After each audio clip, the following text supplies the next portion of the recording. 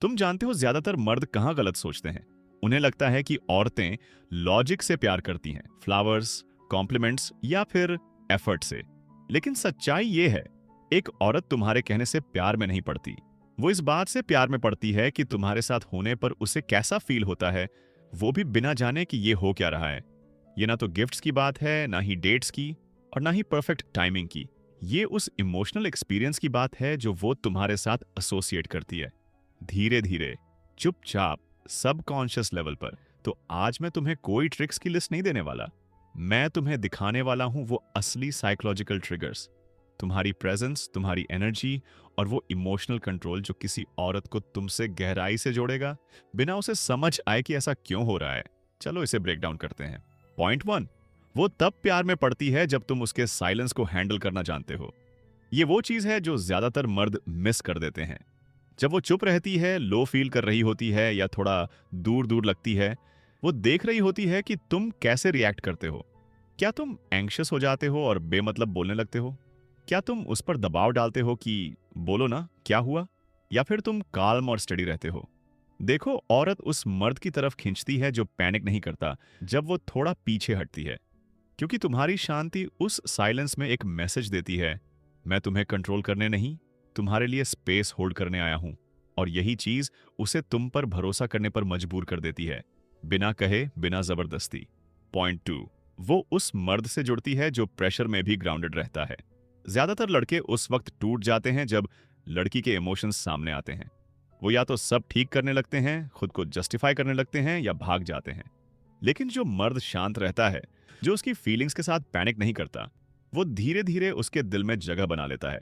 तुम उसे फिक्स करने की कोशिश नहीं करते, तुम इंटरप्ट नहीं करते, तुम बस सुनते हो, सांस लेते हो, स्टेडी रहते हो, क्योंकि उसे कोई सॉल्वर नहीं चाहिए।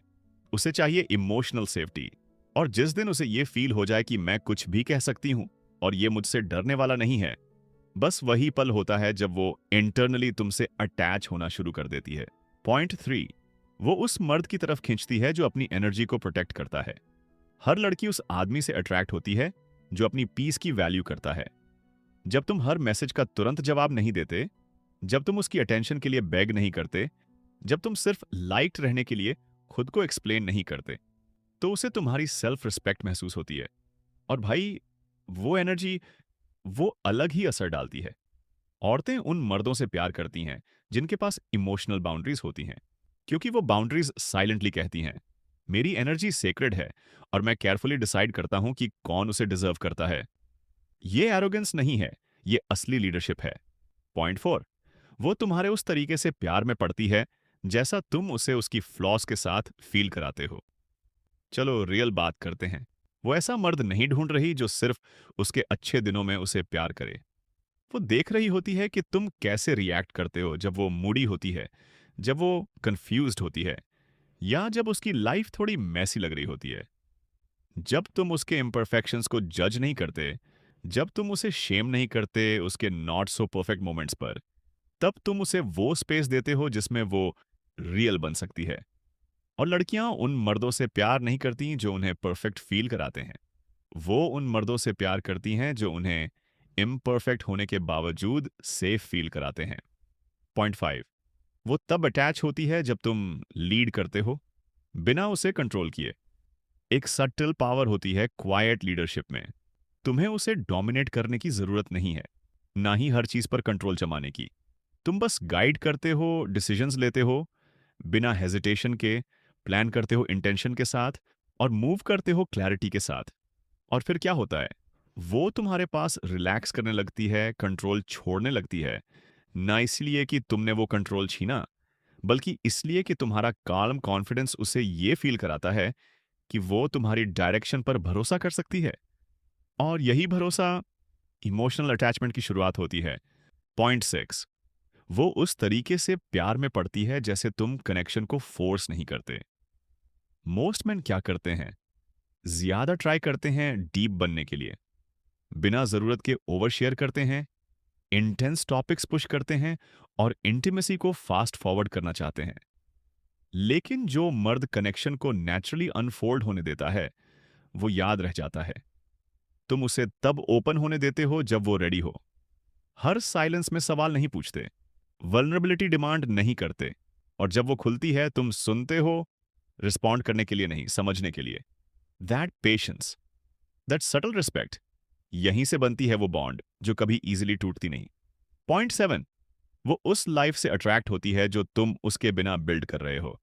आयरनी सुनो, जितना कम तुम्हें उसकी जरूरत महसूस होती है खुद को पूरा करने के लिए, उतनी ही ज्यादा वो तुम्हारी दुनिया की तरफ खींचती है। जब तुम्हारी लाइफ में रिदम है, पर्पस है, डायरेक्शन है, वो सोचने लगती है, इस जर्नी में मेरी जगह कहाँ है। तुम अपने गोल्स के बारे में बात नहीं करते, तुम उन्हें जीते हो। तुम उसके चूज करने का इंतजार नहीं करते, तुमने खुद को ऑलरेडी चूज कर लिया है। और यही चीज उसे पुल करती है, क्योंकि लड़कियां उन मर्दों से प्यार करती हैं जो ऑलरेडी मूव कर रहे होते हैं। उन्हें तुम्हारा रीजन बनना नहीं है, उन्हें तुम्हारे ग्रोथ का गवाह बनना है और उस जर्नी में साथ चलना है। एक बात साफ साफ समझ लो, इमोशनली अनअवेलेबल होने का मतलब कोल्ड होना नहीं होता। इसका मतलब होता है कंपोज्ड रहना। तुम ईजिली अपसेट नहीं होते, तुम हर मूड स्विंग पर पैनिक नहीं करते, तुम हर बार रीएश्योरेंस मांगने नहीं जाते। और यही चीज उसे एक रेयर एहसास कराती है, इमोशनल ग्रेविटी। तुम चेस नहीं करते, तुम क्लिंगी नहीं बनते, तुम अट्रैक्ट करते हो अपनी इमूवेबल एनर्जी से। जब एक औरत देखती है कि उसका क्यास भी तुम्हें हिला नहीं सकता, वहीं क्यूरियोसिटी डिजायर बन जाती है, और desire attachment. So if you really want to understand how women fall in love, बोलने पर ध्यान देना बंद करो। उस पर ध्यान दो कि तुम कौन बन जाते हो जब वो तुम्हारे पास होती है। Because it's not the words, it's not even the actions, it's the energy behind them. Be the man जो उसे साइलेंस में भी देखा हुआ फील कराए, जो उसके केओस में भी उसे सेफ फील कराए, और जिसकी लाइफ उसे खुद ब खुद खींचे, बिना उसे सेंटर में रखे।